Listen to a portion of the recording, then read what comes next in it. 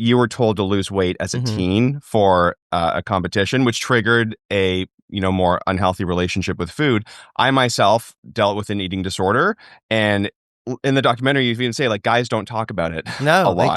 They don't. It was back in 2011, and I got told that I was overweight, and then I was like, okay, well, what do I do with that information? It was the first time that I realized that people were looking at my body not just for what I could do in the pool, but for what it looked like. And then all of a sudden I didn't have any of the nutrition support. I didn't have any of the psychology support or not support where I felt like I could talk about it, because I was just like, okay, yeah, no, sure, I'll lose the weight. And then of course you start cutting out so much food, and then you don't know what you should eat, how much you should eat, and then you start making yourself so hungry that then you binge, and then so I suffered with an eating disorder for a very long time, and then I kind of got over it with good advice in nutrition, strength and conditioning, learning how to fuel my body. But, it's still something that I struggle with day to day in terms of, like I know from an outside perspective, like I'm doing okay, but then it wasn't about that. It was about what was going on inside my brain, if that makes sense.